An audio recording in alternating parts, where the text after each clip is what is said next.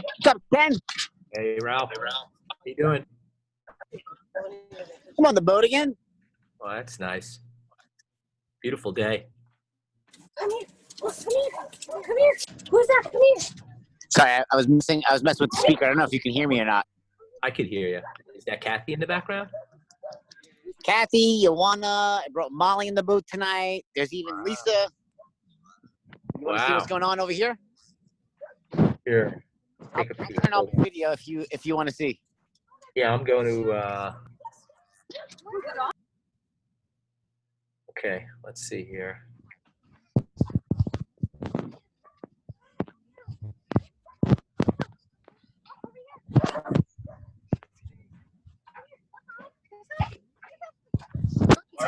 What's up, guys? All right, look. How you doing?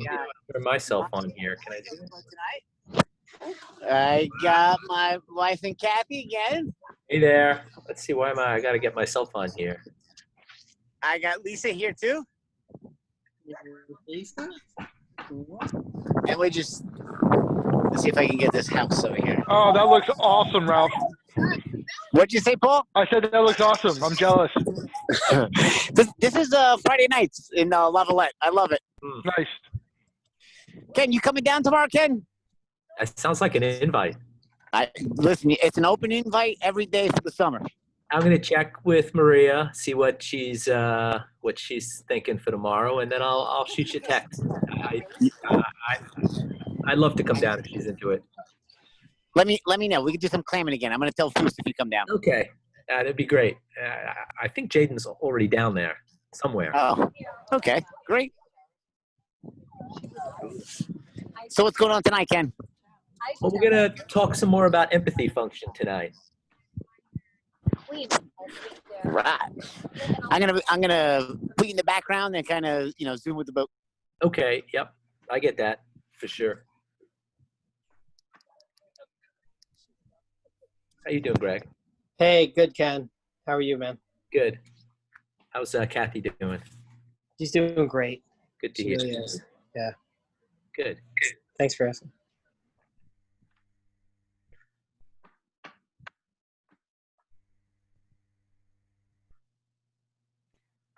I'll start with kind of like a history thing that I've been catching up on lately. Ever since the pandemic came around, we've been like kicked out of, like collectively booted out of our, maybe you could say our comfort zone. I mean, for I think most everybody or lots of people, this is a pretty different, if not drastically different time in their life. And I think one of the attributes for me of this is that, it really hits home or emphasizes just how connected we are and have always been. If you think about the ability of pandemics to travel even just 100 years ago, it wasn't the same. Now, when China sneezes, so to speak, the United States catches a cold. And that is, that really puts an emphasis on something that is not really new. It's not new, but it's more of a recognition of just how we affect each other. Okay. I was reading about other times in history where there was these threats around that kicked people out of their collective comfort zone. And one of them was World War II. I mean, there's been like lots of them. And one of the things that I read about World War II is that Hitler was making moves even in the early 1930s. Now, that's a really long period of time. because Hitler's ascendance to power, I think, took place somewhere in the early 30s, and World War II all the way from that point into the mid 1940s. Okay, that's a long period of time. I think at that time, a guy who you may have heard of named Neville Chamberlain was the Prime Minister of the United Kingdom. And Neville Chamberlain announced one day that, let's not declare war on Hitler. I think Chamberlain said, I can affect what he does. And so Chamberlain did what had not been done before. He arranged a meeting with Hitler. In fact, he arranged several meetings with Hitler. And each time Chamberlain came back from the meetings with Hitler, Chamberlain announced that that he had a communication with Hitler, and he was certain that Hitler's intentions were peaceful, or at least not as antagonistic as other people and other advisors were telling him. He made a real strategic error. He made an error that is one that you could say has a lot to do with what we've been talking about here in empathy function. He went in there and he met with Hitler, and he had a conversation or a series of conversations, and he came out of those conversations and reported back to the parliament in Britain that Hitler's intentions were not to take over all of Europe. I forget what was at stake at that point. I think Hitler had already moved into one part of maybe Yugoslavia, and Hitler had given Chamberlain his assurances that he wouldn't attack the other part. I may be wrong on the country here, but sure enough, what Chamberlain did was he misread Hitler. Hitler ended up doing everything that Chamberlain assured the United Kingdom and the rest of the world that Hitler would not do. It's just one example. Remember, too, that in 2001, George Bush famously met with Vladimir Putin and came back to the United States, and in a press conference, he said something to the effect of, he saw into Putin's soul. And they had connected, and that they were going to be great friends, and that Putin's intentions were aligned with the United States, which they weren't.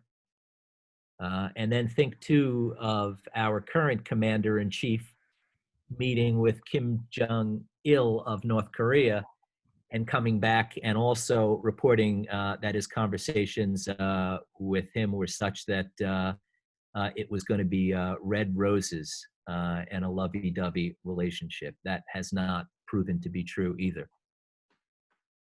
Yet, here we are. We find ourselves in the most dangerous time in history. There's a book out now by a guy named Toby Ord called Precipice. And Toby Ord writes about all of the various things, or a lot of the various things that could bring this world to an end. He starts off by pointing out very accurately that the human civilization, humanity is young. We're babies. Humanity, or the current human species, dates back about 200,000 years. Well, that's 200,000 years out of 4 billion years that this planet has been around. We're babies. And in that 2,000 years, 200,000 years, it was only since 1945, literally 75 years ago, that we now have the power to absolutely destroy ourselves. We do. So what this guy, Toby Ord, writes about is he poses the question, which I pose to you, of all the various things that you can think about environmental catastrophe, that can happen by virtue of global warming. Think about that. Think about a comet or asteroid in the nature of the one that apparently took out the dinosaurs. Think about atomic bombs, nuclear weapons. Think about pandemics. Of all the things that you think that can bring the world to an end, which one do you think is the one that has the highest propensity to just destroy us?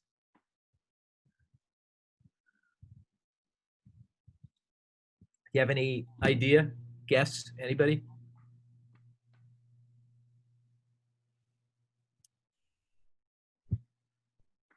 Well, it turns out our ability to destroy each other by virtue of our nuclear weaponry is what Toby Ord says the highest likelihood that we're going to end up taking out the whole world.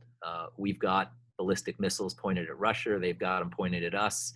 Pakistan has ballistic missiles. India has them. North Korea has them. Iran wants them.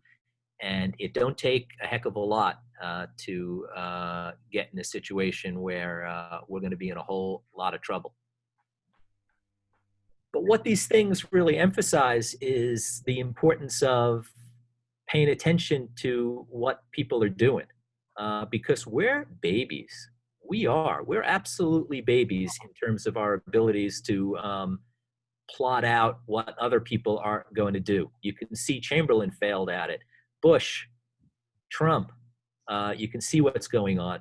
But what we have here, what we've been talking about here, is a model that gives some more clarity to that.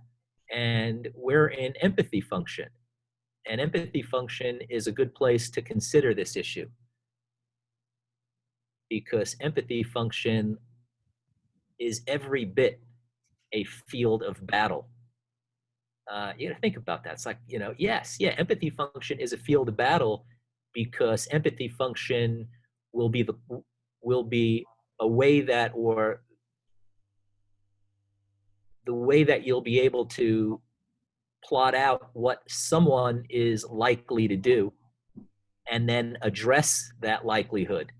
And that's an important thing, because if you think about what's going on these days, that skill is in short supply.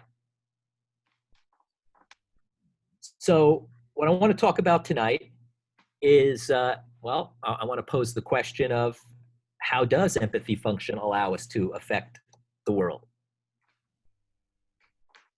And what does this thing called brutal honesty that we've been talking about have to do with empathy function? And why is it a field of battle? Like, why would you think of empathy function as a field of battle? And what can you observe from the field of battle? And why might you want to suspend disbelief, a tool or a skill that we've been talking about since we began this series? And also, if we get to it tonight, we can talk about some of the pitfalls of empathy function when you are using it, but yet you don't have the clarity that you think you have about what's going on. And maybe we'll hear some stories about that. So, issue one, or question one. How does empathy function allow us to affect the world? How? Who in my panelists is willing to step up and talk to me about how empathy function allows us to affect the world? That's a big question. I'll talk with you about that, Ken. Well, hello, Terry Stangl. How are you doing? I'm doing good. You? I'm good. Right. So the thing about, I mean, as I've thought about this, that empathy function is, without empathy function, you can be one, you can have a function, you can kind of have an order to things, but you really, it's pretty self-involved if you're not thinking about anybody else. If you have no empathy or compassion or caring for anybody else. Okay. And Yeah. you speak from experience there. Oh yeah. Oh yeah. Because, for lots of years, I had my specific function of being a lawyer, and I thought I was getting along fine because I was married. But when I would like try to think, well, about someone else, I would often think, well, how can I help them, or how do I see what's going on for them? How will Terry come in today, right? Kind of Right. Well, yeah, and of course, I was a lawyer dealing with poverty, so I wanted to save everybody, the downtrodden and all that.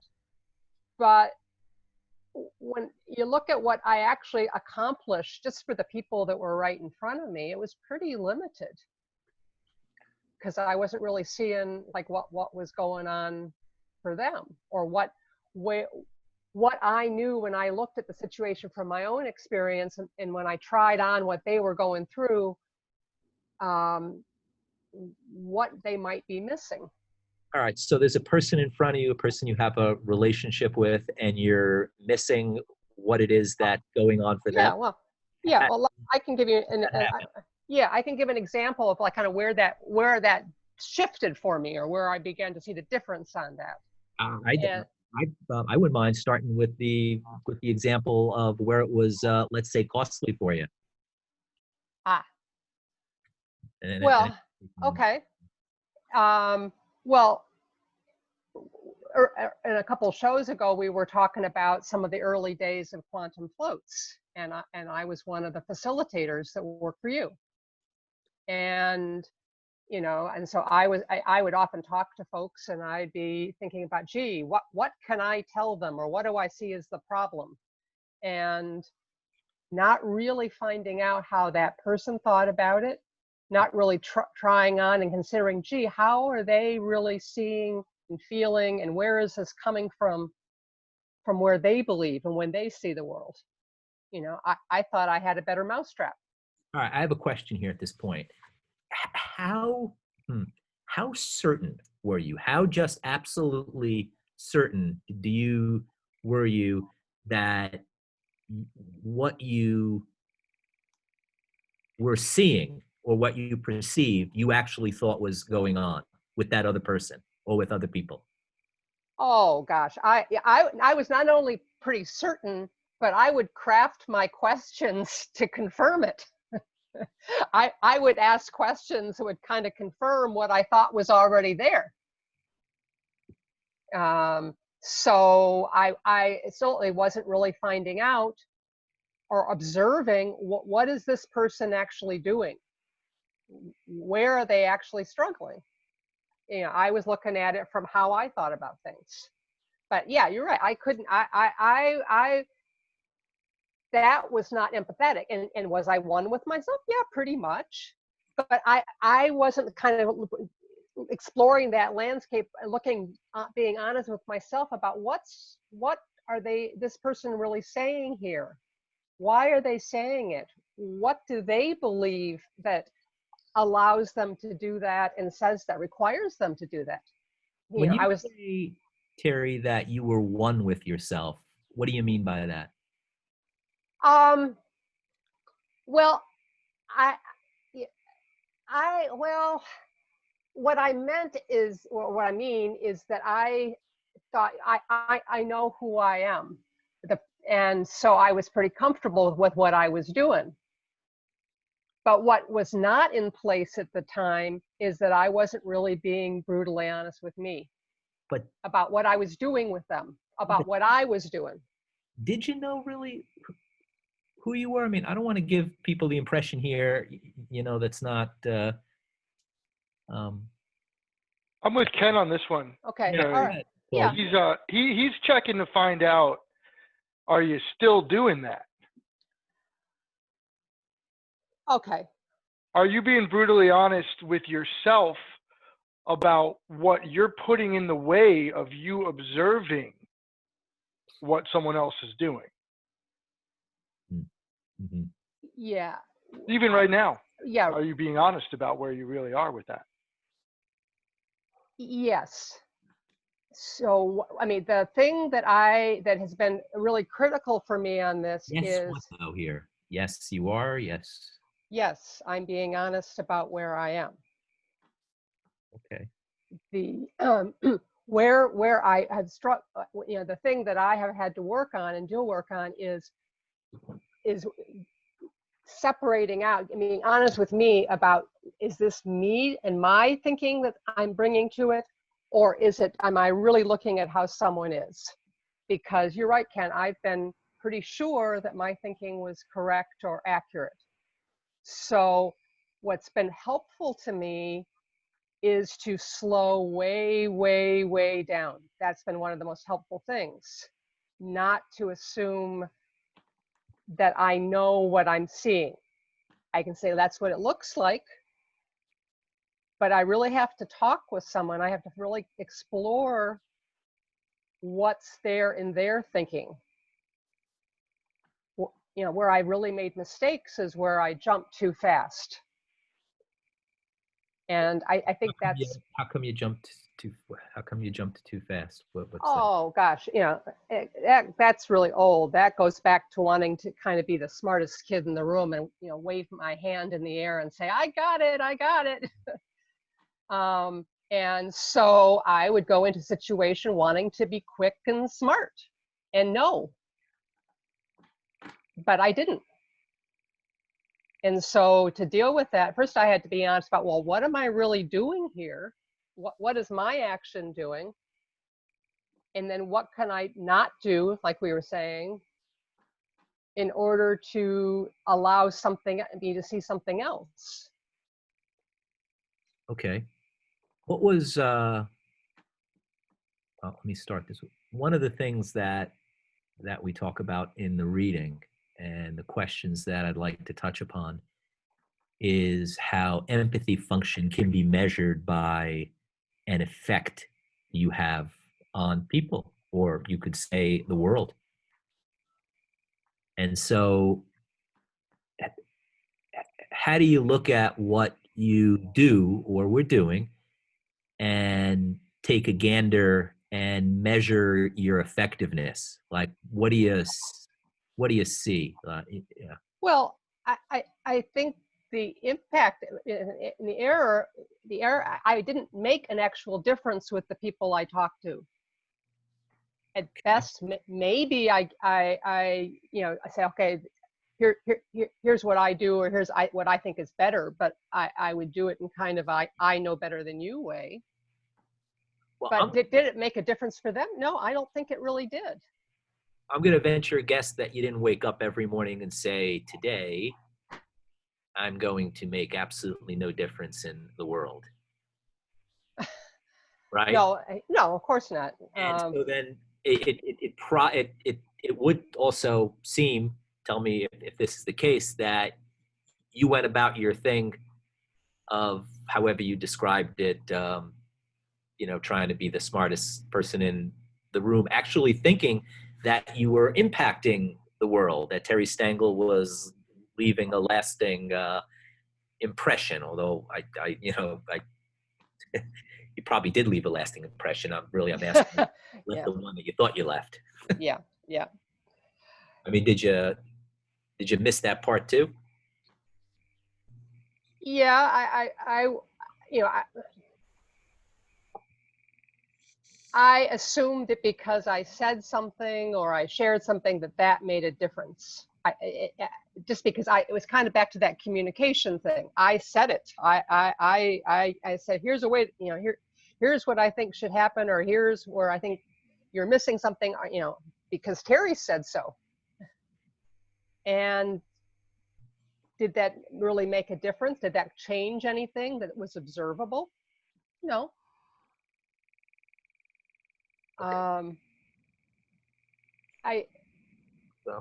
I think what began to, I mean, where the times I could see something observable is where as I said, I slowed down. I thought, how is this person seeing the situation, and what specific thing can I say that might fill in a piece? Not telling them, oh, this is the Terry answer, but just filling in a piece that they might not have. Okay. Well, that's the textbook answer. But we got the Ralphs and the Gregs and the Patricks out there listening, and I know that you're not the only one who goes about things thinking that you're having one impact on the world, only to have one that's different than what you think. And I'd venture a guess, I'd be pretty sure based on my own experience that there's a lot of people that are listening to this that would have the same degree of surety and certitude and certainty that they're having an impact on the world by virtue of what they do, every bit that you thought you did until you came across some evidence in the outside world, people that had given you a hand here that said, Terry, you may want to think this impact that you think you're having here. Well, we could check to see if anything that I'm saying makes any sense to anybody. We could. So we'll throw that question out as anybody who wants to chime in, either on, come on, everybody's mic's off. Ralph's on the boat, I know. Nicole, you could always chime in if you'd like. And Pam, and we got some phone and Facebook people here too. So if you guys want to come on, just raise your hands or just come on in anytime. But the point that making for Terry, I mean, I've known Terry a long time, and I'm not saying anything that Terry's bad at all. Not at all. It has nothing to do with that. Nothing whatsoever. I'm just saying empathy function has it is actually a field. It is actually a place where a battle ensues, because we're always dealing with people. The question is, what are we really accomplishing in that? And that has a lot to do, if not mostly to do, with whether we're honest with ourselves. Sometimes we can't see the silly shit we do. But, take Terry, for example, or even me. There's been times when the silly shit I've done has been pointed out to me, and guess what I did? I woke up the next day and did the same silly shit. And I know Terry has been doing some of the same silly shit for as long as I've known Terry. It's not a bad thing, folks. This has nothing to do with it. It really has to do with the importance, or where brutal honesty comes in. In the chapter of the book, John poses the question, or makes the comment, some people might think that brutal honesty is too harsh a term here. But keep in mind, brutal honesty is something you apply to yourself. And so, yeah, it's like it's like the Michael Jackson song. If you're not starting with the man in the mirror, then then how you go about dealing with people might not be having the impact that you think it is. And you know what's brutal about being honest with yourself in this capacity is what you're doing. It's you doing it. Yep. And you still don't take it easy on yourself. It's like when you're talking to someone else, or with someone else who's talking to you, they can choose to, handle it in whatever way they want. But when you're dealing with yourself, if you give yourself an out, you're going to take it. Oh, yeah. And you're going to want to give yourself, do I really have to be that disciplined with myself? Damn it, I just want to do this thing. Or I want to be this lazy, or I want to not address that issue. I don't want to look at that. But if you allow that to sink in, you're not being brutally honest. Yep. funny So- thing for me, when I was doing this empathy thing, Ken, or trying to figure this out, I didn't think I was having making a difference in the world like I wanted to. I could identify that I was fucking it up. Yeah. I wasn't like, yay, I'm doing this great. I was like, wow, I suck at this. I mean, it didn't change how I was going about it, because I wasn't being particularly brutally honest with myself. But I wasn't deluding myself that it was working. I was actually getting very frustrated that it wasn't working. But I wasn't honest enough with myself for quite a while to figure out why that was. Well, how much of that, like, what can we say based on what you said about what we've talked about in prior episodes about suspending disbelief? Because it's a pretty handy tool when when Yeah, it attaches to that logic, those logic values too, right? Being able to disbelieving something is in itself a belief, Yep. right? Which is what you're trying to point out. You have to say, look, you have a belief that things are not true. Yep. And you got to get rid of that so you have room. Because like Terry said, she was damn certain she understood exactly what she was doing. And if you're there, it's really, really hard. I mean, I certainly created a situation where it blew up big enough and close enough to everything that was important to me that I really, really had to pay attention. Yeah. It was costing a lot. Yeah. Yeah, I can identify with that too. Yeah. So anyway, just figured I'd add that other perspective to the discussion. Okay. Well, cool. And in terms of business visibility on what your team's doing and what your clients are doing and what your colleague, all of that are empathy function considerations or issues, right? Yeah, and I get to measure how effective I am with that, right? By measuring those differences. And it's definitely, obviously, if I'm dealing with a business, it's not just me. So there's staff and clients and vendors and everybody else involved. But yeah, you're absolutely right. So I do have to pay attention to the differences. And if I'm being honest with myself and I don't like the difference that I see, I have to think about how I'm handling that situation. Yeah. Yeah. Certainly not going to blame somebody else for where it is. Yeah. I don't advise for that because I've done that, and I know that all roads lead back to me anyway. Hey, that's the best way to change nothing. Let's put it that way. Blame somebody else. Yep. Yep. I agree with that completely. Hang for a second and let's see if we can get up on the screen the playing field image.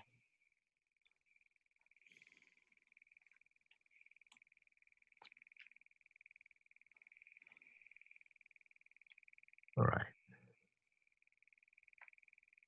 Well, last week we were on the left side of the playing field, which we called male side, more male-like, and now we're on the right side, specifically in the upper right quadrant, where empathy function is. But what else is up in that quadrant? Harmony. Why is harmony up there? What is, had someone make a connection for me about why the harmony point is located in the empathy function field.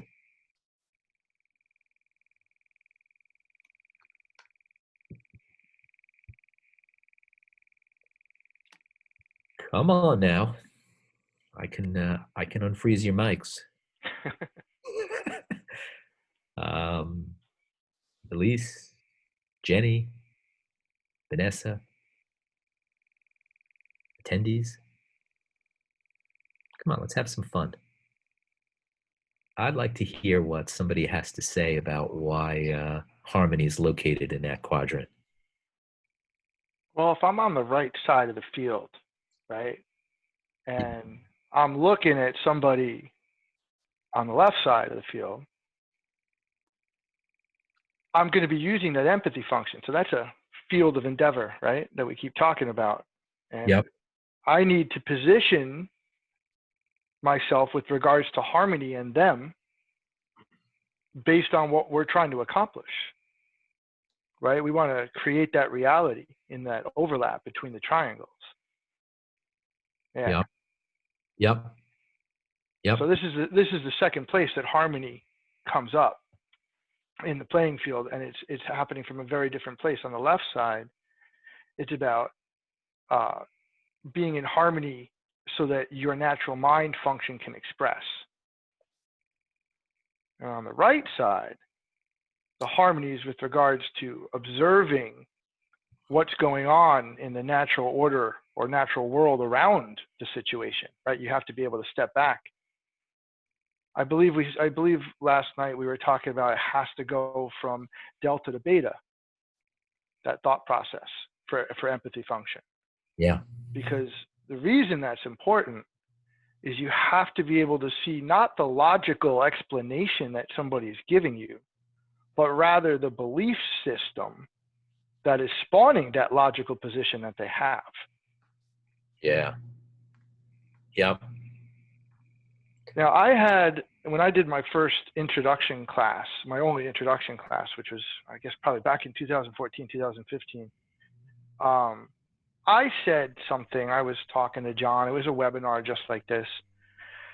I don't recall exactly what it was that I said, but John was obviously using these tools while he was speaking to me, and I had no idea what those tools were at that time. And whatever I said caused him to pause.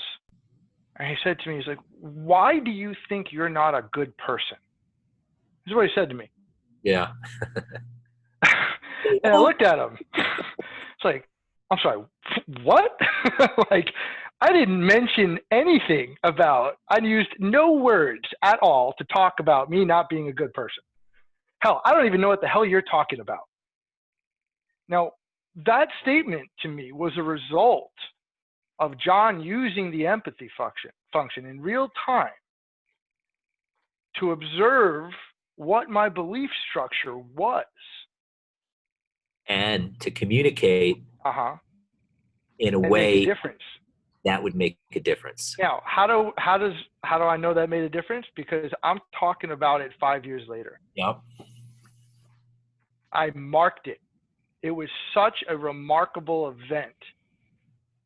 And it threw me so far off my game that is just proof positive of what the effect of this particular skill is. Yeah. Yeah. Yeah, I agree with that. It was noteworthy. Yeah. And unexplainable at that time. Yeah. Yeah, Totally. I agree with that too.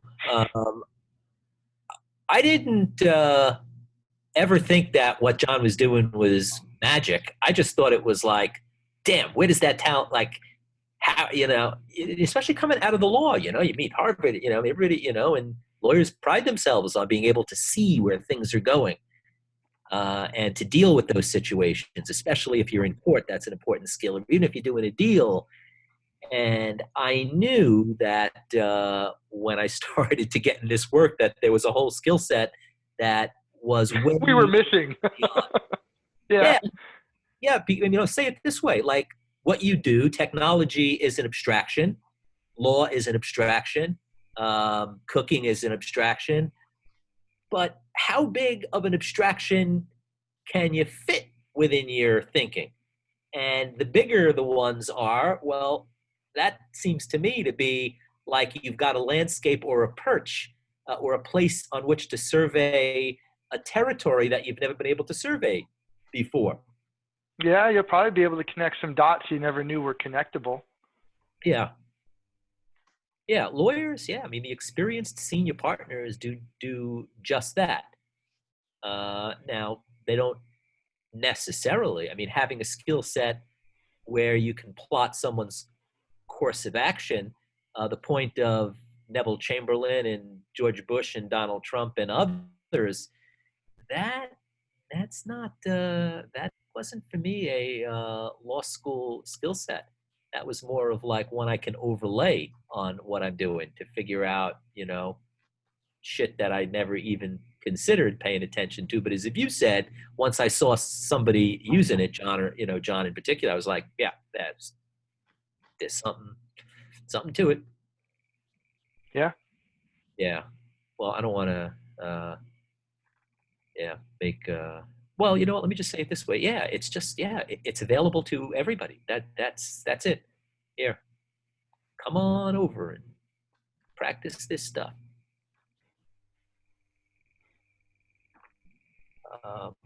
Okay. What else? Let's see who else is around to talk to me here. How about you, Elise, or Jenny, or Vanessa? You guys on? I get it. I'm not good enough for you, Ken. It's cool. No. Don't worry about it. Yeah. Well, then. Okay. Yeah. It's Pam here. How are you? Hey, Pam. How are you? Good, good.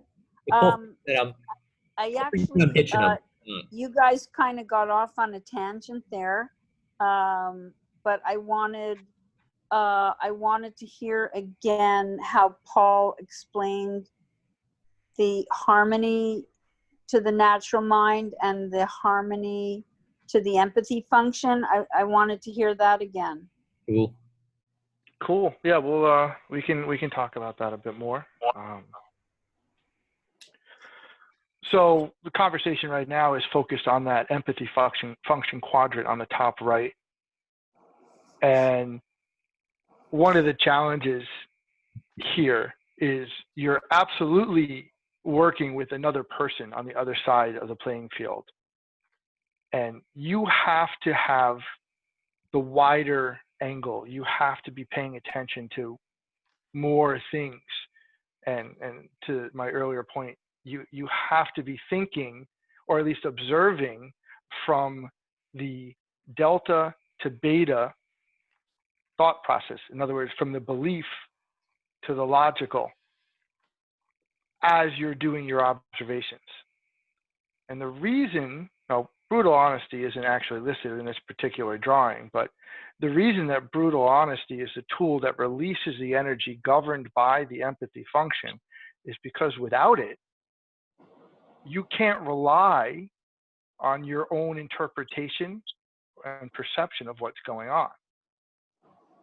Now, I had issues with my own personal brutal honesty when I was trying to do this back in the day, which led me to mistakenly not realize I wasn't understanding what was going on for the people that were on the other side of the playing field, which is why the differences that I was seeing were so not what I was looking for. I see. That's making so much more sense. Cool. Also, when you said wider angle, that John, made total sense. Great. Perhaps Hey, John. Yes, perhaps John. I could give a bit of assistance here. Please. Yes. Okay, first of all, let's look at brutal honesty in natural mind function. Okay, in natural mind function, the brutal honesty, the harmony function is expressed as the understanding that one must be in harmony, that one must communicate harmoniously, etc. In empathy function, harmony function is a little different. In empathy function, harmony function is guaranteeing the harmony is in place. I can say that thing back in a little different way. Okay. Okay. And I'll start because in the left side, in the natural mind function quadrant, being in harmony is a natural mind function. Yes. On the right side, it's I think it's finding the harmony.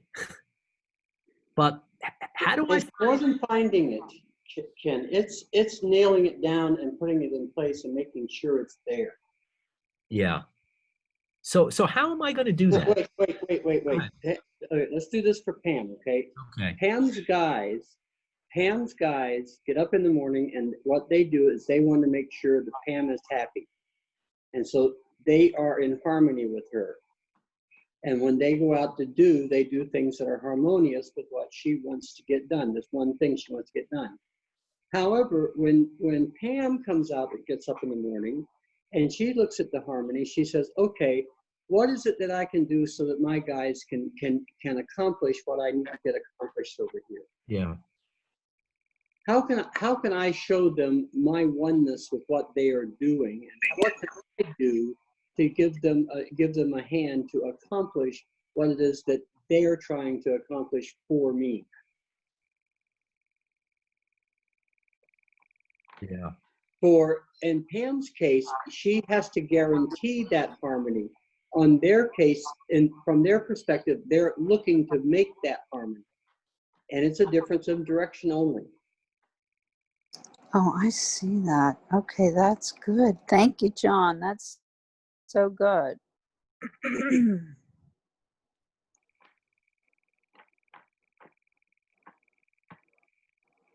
Any other questions? Because I have one for John. Well, before you do, Go ahead. Ken, John just did what he was explaining with Pam. Not only did he explain it, but he did it. Right. Okay, He so has a tendency to do that. he does it all the time. So he was on the right side in the empathy function quadrant, and he was talking to Pam on her side, where she happened to be on the natural mind function, and he made sure that he knew what that harmony needed to be. Just wanted to point that out before you asked your question. Yeah. That's why we love John. Thank you. But before that, let's just see if there's any other questions out there.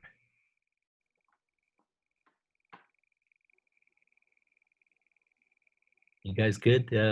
Those that are listening, Ralph and Greg and Nicole and others. All right, take that as you're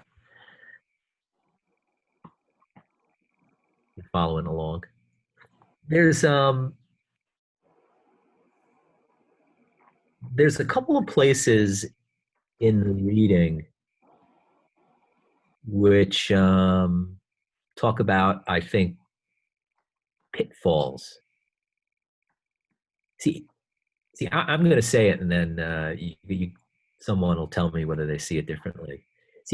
I see the pitfalls in what I was talking to Terry about. I see the pitfalls in a certainty that you think you know what effect you're having, but yet the effect is different. Or maybe I could say that you think you're being empathetic, but you're not really. Well, I think that it's like when you read John's book the first time, you don't totally get it. You're like more into the story about Bob than you're connecting the dots of the information. But the more we repeat this, the more clarity you have, so the more you could use the tools. So you have more knowledge to use the tools going forward. It's like the repetition. So what you're saying is you don't know that you're having the effect, but the more you have a connection with the tools, then the more you understand the effect you're having. Yeah. And the more you could read what quadrant or what function you're coming from to the effect that you're having, or in the do function. Yep. Yeah. But it's the repetition. You start off with not totally understanding the concepts, like me, but the more I hear it and the more I try and internalize it, and and ask the questions that are for me at this level, I could go deeper and deeper. Every time we repeat this process, you go a little deeper. You have more access to using the tools and internalizing the tools, so you recognize the effect that you're having. Yeah, I agree. You make them yours, right? Yeah. I could use this shovel and this rake, or look at that. It plows a field, or I can plant a tree. You can see I'm running to the depths of my landscaping knowledge here. Right.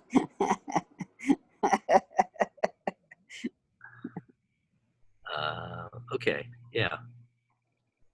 Yeah. I found out too that part of the book talks about like the warrior's way, and we touched on this yesterday, and it was like, oh wow, warrior's way. That's just discipline, folks. That really is. I mean, if you want to talk about parenting, well, there's a warrior's way for you. If you want to talk about running a business, there's a warrior's way there. If you want to talk about running a household, there's a warrior's way there.